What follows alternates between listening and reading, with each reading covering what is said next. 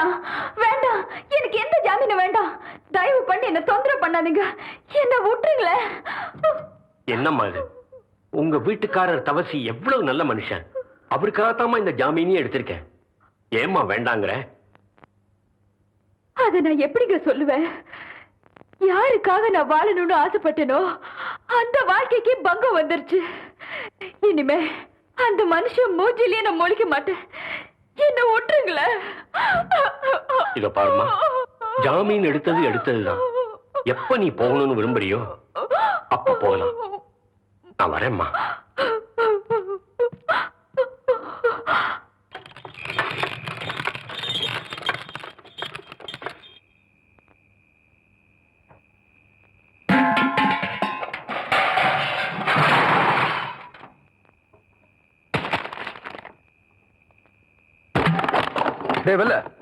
என்ன இதெல்லாம்?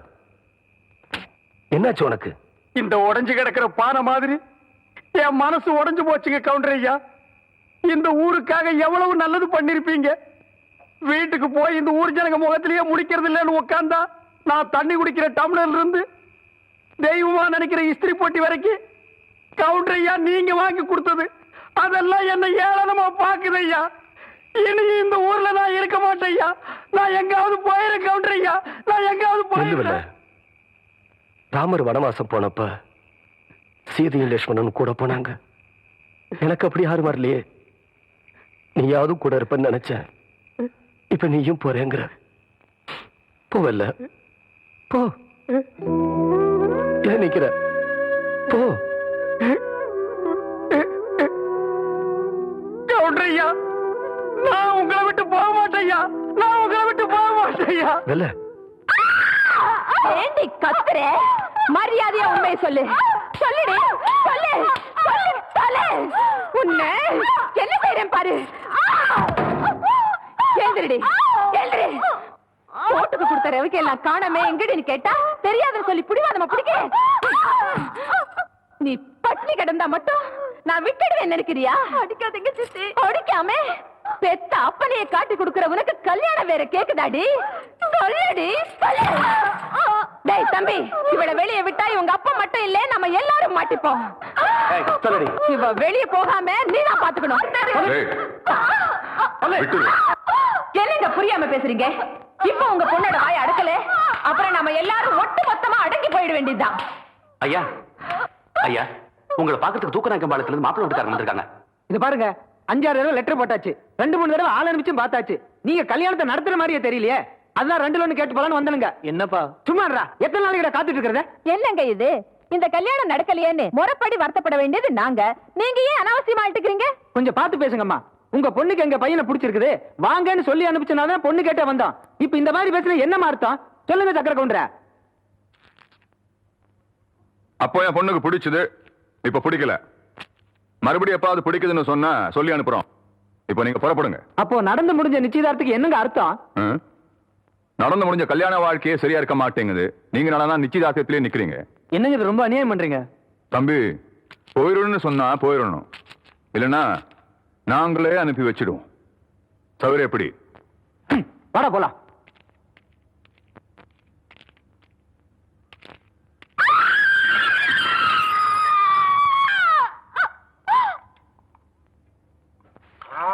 நான் துவைக்கிற இடத்துலதான் இந்த எறும்பாட்டை விடுவாங்க, அருவி கட்டுவாங்க. எவ்வளவு துணி தான் துவைக்கிறது? மாமா, நான் ஆபத்தில் இருக்கிறேன், என்னை காப்பாற்றுங்கள்.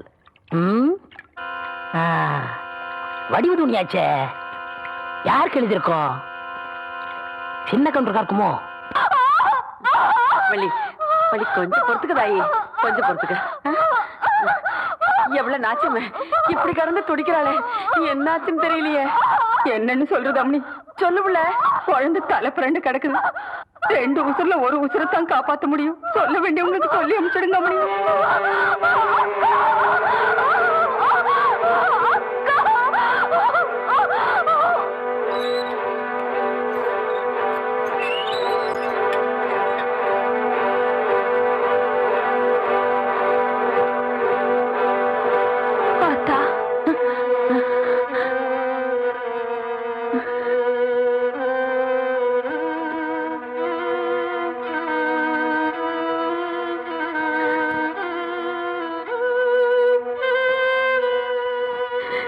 அதான் இந்த கிழவி பெத்த மகனுக்காக வக்காலத்து வாங்க வந்திருக்காளேன்னு நினைக்கிறியா?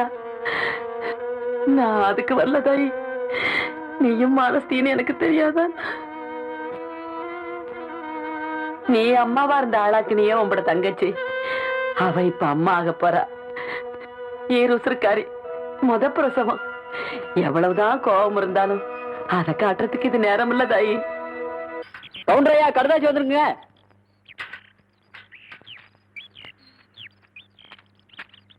என்னங்க கடுதாசில என்ன எழுதுன்னு பார்த்து சொல்லு. ஐயா, யாரோ ஜட்ஜி எழுதியிருக்காரு. உங்க சம்சாரம் வெட்டினதுனால மலைச்சாமி சாகலிங்களாமா. ஏதோ மூச்சு திணறி போய் செத்துருக்காரு. அதனால ஜாமீன் எடுத்தாச்சுன்னு எழுதியிருக்காருங்க. எப்படி இறந்தான்னு எழுதியிருக்காரு? மூச்சு திணறி செத்துட்டானுங்களா?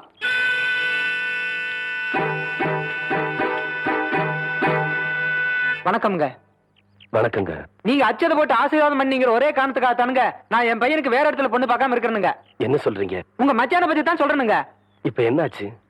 நிச்சயதார்த்தம் பண்ணி 6 மாசம் ஆச்சுங்க. லெட்டர் போட்டு பார்த்தா, ஆள் அனுப்பிச்சு பார்த்தா எந்த பதிலும் இல்லைங்க.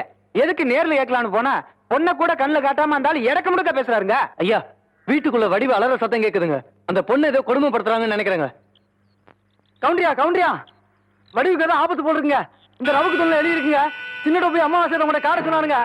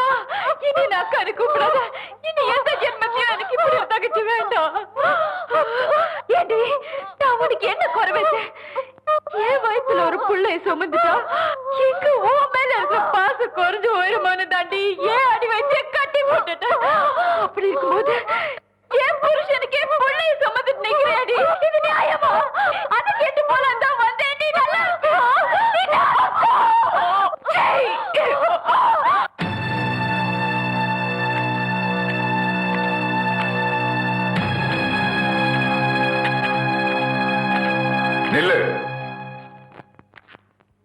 மரியாதை கொடுக்காத வீட்டுக்குள்ள இப்படி தெரியாம நுழைறதுதான் பெரிய மனுஷனுக்காக. சம்பந்தப்பட்ட விஷயத்துல மட்டும்தான் இந்த சின்ன கவண்டன் தலையிடுவான். எங்க அக்கா பொண்ணு வடிவு எங்க இருக்கா உடனே தெரிஞ்சாங்கன்னு அவளை சேர்க்க வேண்டிய இடத்துல சேர்த்தாகணும். பெத்தப்ப எனக்கு தெரியாதா தான் பொண்ணு எங்க எப்படி யார் கூட சேர்க்கணும்னு? அவ உடம்பு வாய்க்காக்கரையில் ஒதுங்கன்னு நினைக்கிறேன். நீதியை காப்பாத்துற பரம்பரையாச்சே, முடிஞ்சா அவ உடம்பையாவது காப்பாத்து.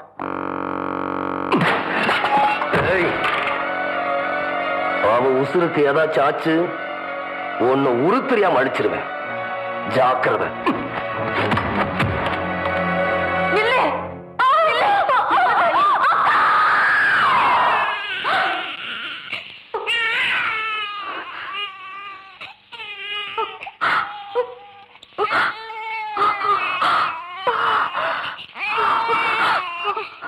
ஆம்பளை பிள்ளாமணி,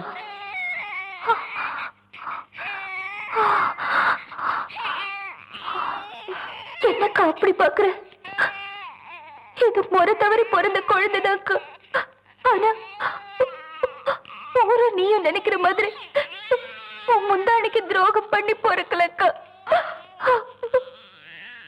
இத்தனை நாள் மறைச்சு வச்சிருந்த உண்மையை சொல்ற, என்ன நம்புக்கா. இந்த குழந்தைக்கு அப்பா அத்தா இல்லக்கா.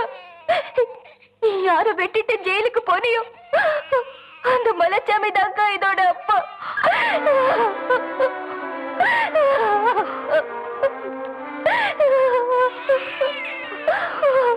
செத்து போன மலைச்சாமியோட உடம்பு வந்திருக்குன்னு சொல்லி அத்தா ஊர் சுடுகாட்டுக்கு போனாரு.